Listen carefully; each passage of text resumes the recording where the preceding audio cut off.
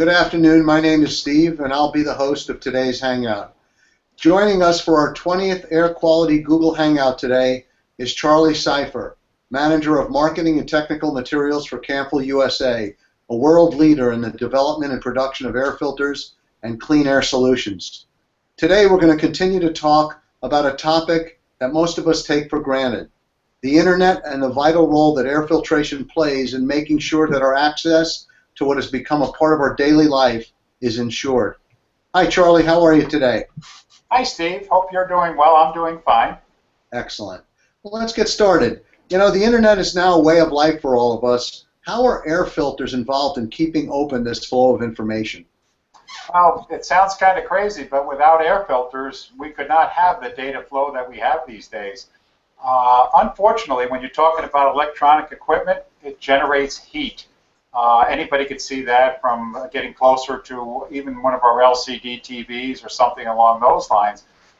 They just generate heat, and the heat has to be removed or the electronic components will fail.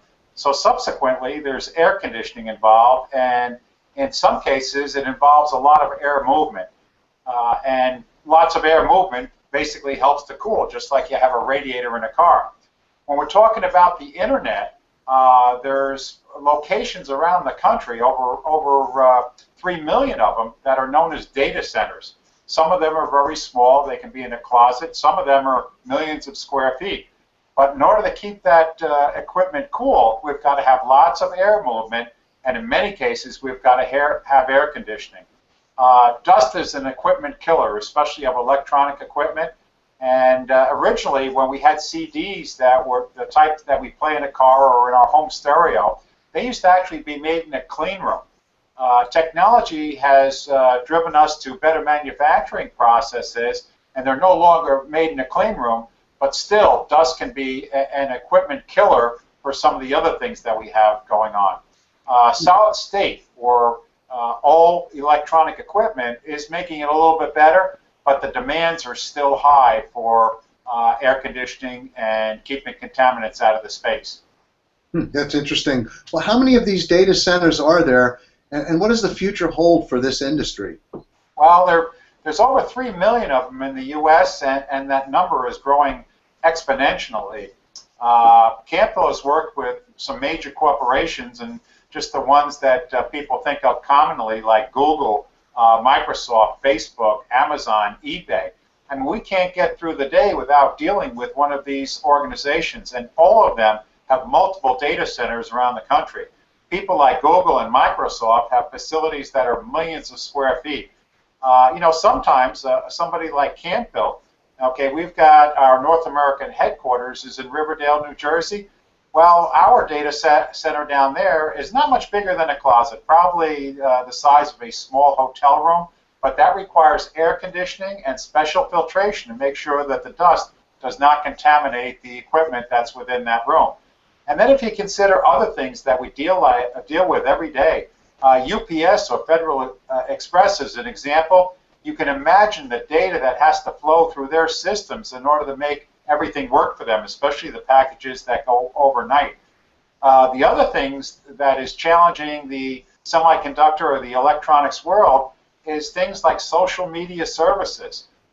Many of us deal with Facebook or Twitter or some of those things on a daily basis.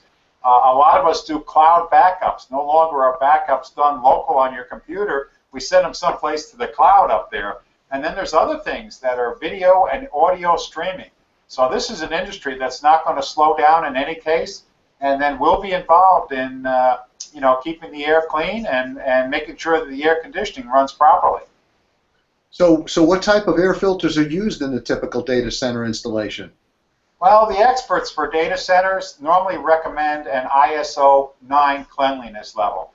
Now that's pretty well equivalent to the warehouse area that you might have at a semiconductor manufacturing facility or maybe in a pharmaceutical, but it's extremely clean.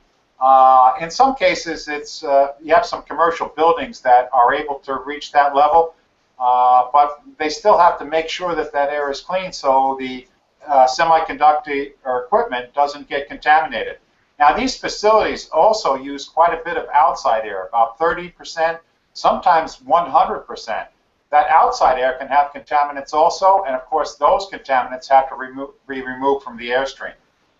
In the case of can-fill type products, we usually recommend something like the High Flow or our Durafills, both of them available as a MERV 13, and more importantly, they're also a MERV 13A, so they maintain their efficiency over time. In the case where some facilities might be connected to office space or have printers or something like that, we also recommend 3030 pre-filters. So the highest level of efficiency, typically because of the number of air changes, and the typically around a MERV 13. Right. Are there other factors that should be considered when selecting the air filtration or the air filters for the application? Well, like in anything in society right now, energy is probably the biggest word. There's actually an organization or an association called the Green Grid, and it's an association of IT professionals that work together to advance energy efficiency when you're talking about data centers and enterprise computing and those type of things. Data centers use 2% of all the energy that's used in the United States. If we had proper filter selection, because there are a lot of different types of filters out there, even can-fill makes quite a few different filters, some of these facilities can save 30% or more in energy. The overall savings to the industry, $20 billion worth of savings is actually possible. Wow, that's incredible. 2% is, it sounds small, but when you look at the overall scheme, that's an enormous number. So what does the future hold for information transfer? Well, it's 2%. I don't know if we could say it's going up or down because the devices are getting smaller. You know, I use an iPhone, and my iPhones get a little bit bigger, but it's actually getting thinner. And the depth of the products is getting smaller, which means quicker, more efficient chips. So those type of chips actually require a higher cleanliness level in the spaces that they're manufactured. But data centers will probably fit the same mold in that we don't know what is coming, but we do know that there will be more sophisticated chips, and we're moving towards nanotechnology. By nanotechnology, I mean things that are way smaller than the eye can see, sub-micron in size, if you will.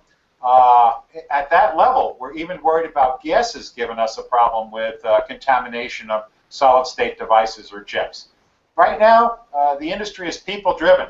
We want the special watches that fit on our hand. We want smaller phones. We want smaller computers.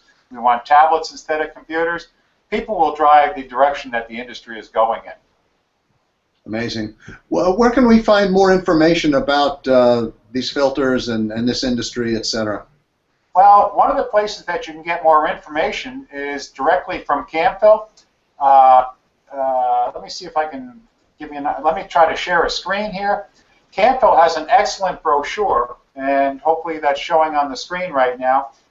It's basically our data center brochure, and it's got 5 or 6 pages of critical information in there where they talk about the filter efficiency, how facilities can save energy, and those type of things that are important to the end user. Other places that you can find this type of information is on any of 3 different websites. It's either catalog.canfill.us, canfill.us, or canfill.com. And just go to the industries portion, and you'll find a section there that's taught specifically about data centers. And then what you should do is follow up after that and look at the contacts page on the can-fills, any of those can-fill websites, and contact somebody if you've got concerns for your facility or you're looking at building one of these data center facilities. Thanks, Charlie. That's great information. We look forward to seeing you at our next Hangout when we cover more essential air filtration topics. Thanks again. Be well. Good talking to you. You too.